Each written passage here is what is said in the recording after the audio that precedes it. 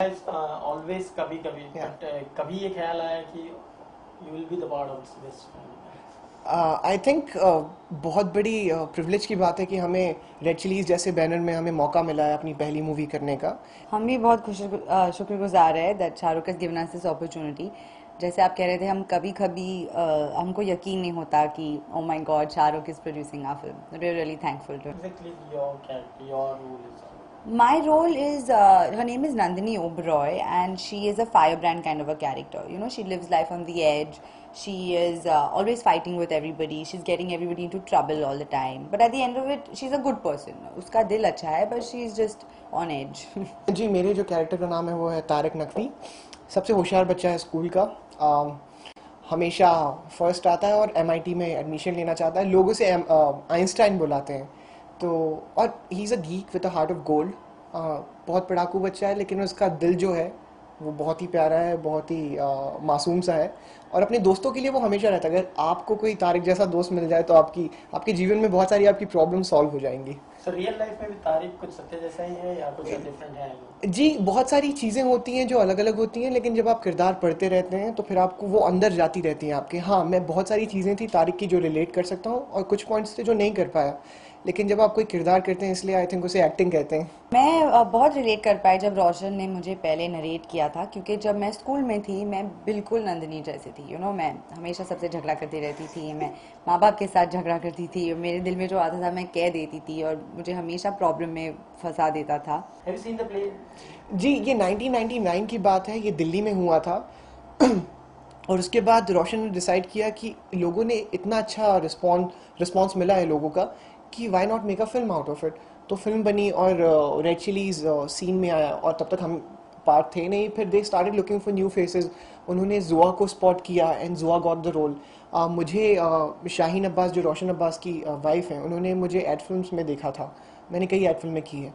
तो उसमें देखा, वहाँ से मुझे ऑडिशन का कॉल आया। फिर मैंने ऑडिशन दिया और हमने भी साथ में 2-3 सीन्स किए to see our chemistry, how we are looking together. So I think all those things and we landed up here. लेकिन जो आइडिया है, बेसिक आइडिया है जो ग्राफिटी और इसका था, वो सेम है। लेकिन 99 की बात अलग है, आज 2011 है, तो जनरेशन चेंज है, एक बहुत बड़ा गैप है। तो हमारी जो लैंग्वेज है, जो लिंगो है, वो थोड़ा बदल गया है, लेकिन बेसिक आइडिया वही है। Is basic highlight of the film also we can say about it? Yeah, that's why he was very approachable, I guess, because he's such a good orator. He's been on the radio and everything. He can always tell us what he wants. And another thing is, even because he's new, he's very open with us. You know, अगर हमें कुछ और करना था तो हम उनको जाके बोल देते कि रोशन, can we do it like this? And he was very supportive like that. He helped us like that. I think Roshan Abbas बहुत ही सुलझे हुए इंसान हैं। उन्हें पता है उन्हें क्या चाहिए अपने एक्टर से। हमने 30 दिनों का वर्कशॉप किया था, जहां उन्होंने हमें बताया था कि देखो ये है, ये कैरेक्टर है, and you need to follow this track, and वहाँ तुम्हें अपनी मंजिल मिल जाएगी आखिरी में। और वो चलते फिरते इंसाइक्लोपीडिया है। He knows everything about anything. उन्हें हर चीज़ पता है। आप कोई सवाल कीजिए, he knows the answer. So I think that guys, and दिल के बहुत अच्छे हैं। You got from him और कितना उन्होंने सपोर्ट किया? देखिए, एक ऐसे इंसान है जो पिछले 20 साल से पूरी दुनिया को, नेशन को एंटरटेन करते आ रहे हैं। उनकी बैनर तले कोई मूवी बन रही है, उसमें हमारा डेब्यू हो रहा है। That's a big thing. और we are really grateful to him. हम बहुत ही शुक्रगुजार हैं उनके कि हमें इतना बड़ा मौका मिला। And yeah, we are very thankful to him. हमने एक साथ में वीडियो भी शूट किया, शायद जो आप कुछ बताया आपको उसके बारे में। नहीं, वो हमें यकीन नहीं हुआ कि we are shooting a video with him. It was very exciting and we were very nervous and all. But when he came, he was really nice and warm. And सब जानते कि उनका energy level इतना high है. तो as usual, he spread it onto us and it was a very good experience. Big learning experience. What the best thing you like about music? I think our music is the best part of our film. हमारी music बहुत ही all rounder है. You know, सब हर किस्म का एक गाना सारे होगा audience हमारे उसको cater करती album है। में. हाँ, और सारे ऑडियंस को बहुत ही पसंद आएगा. I love all the songs of the film. मुझे तो I can't decide which one I like the most. Okay, what was your first reaction when you saw the promos of him and what are your friends and all?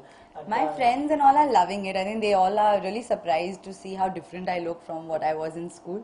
तो सब बड़े shock हो गए कि अरे my God, ये जुआ है. It's a good you know, response. For me it was like, मैं बचपन से एक्टर बनना चाहता था। एक छोटे से शहर से आया हूँ, बिलासपुर से। 4 साल हो गए मुझे यहाँ पे।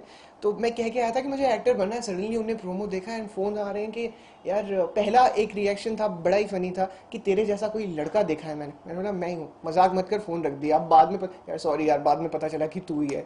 तो दीज काइंड ऑफ रिएक्शंस कोई कहीं पहचान लेता है तो अच्छा लगता है, यानी जब लोगों को आपके काम को सराहना मिलती है तो जी।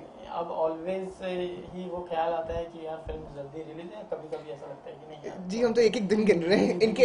अब मैं बताता हूँ, इनके कमरे में एक बड़ा सा चार्ट है, ये एक एक दिन काटती हैं ऐसे कि चलो अब 17 जून आने वाला है। Thanks. फिल्म के दौरान कोई एक ऐसा इंसिडेंस रहा हो जो will be like memorable for you और something you just like to share with your. Film के दौरान actually when we were shooting a song it was really funny कि 5 मिनट में मेरा जूता 5 बार टूट गया था। It was really funny, I was really stressed क्योंकि हम टाइम खत्म हो रहा था, हमको सॉन्ग जल्दी खत्म करना था और मेरा जूता पता नहीं उसको क्या हो रहा था। That was a really funny thing that happened on set. There's so many funny things which happened during the shoot. But मेरे लिए एक जो सीन है जो मेरा फेवरेट है वो तारिक का, the character he goes through certain kind of trauma कि उसकी लाइफ में कुछ चीज़ें सही नहीं हो पाती हैं और वो जिस ट्रॉमा से गुजरता है उस चीज़ को समझना और उसको फिर इनेक्ट कर पाना, वो मेरे लिए थोड़ा शुरू में मुश्किल था, लेकिन जब मैंने समझा उस किरदार को तो बहुत ही आसान हो गया। तो that is a favourite scene of mine. Yeah Okay, what according to you the best you feel that your film has that best in the I think out of all the other youth films that are coming out right now, what makes our film different is that our film is about school. All the other films are about youth and young and college campus life, but our film is a school film. We're all in school uniform. It's about problems that children have in school. So I think बहुत time के बाद ऐसी picture आ रही है जो school के बारे में है. So that is what I think is a good thing. और जितने भी 4 कैरेक्टर्स हैं क्लीशे नहीं है, आप कोई भी कैरेक्टर को देख लें, जब आप देखेंगे मूवी तो आप रिलेट कर पाएंगे, या 17-18 साल के आज का जो यूथ है वो कह पाएगा कि हाँ यार, या ये मैं हूँ, या ये मेरा कोई क्लासमेट है, या मेरा कोई दोस्त है, या ऐसे किसी इंसान को मैंने देखा है।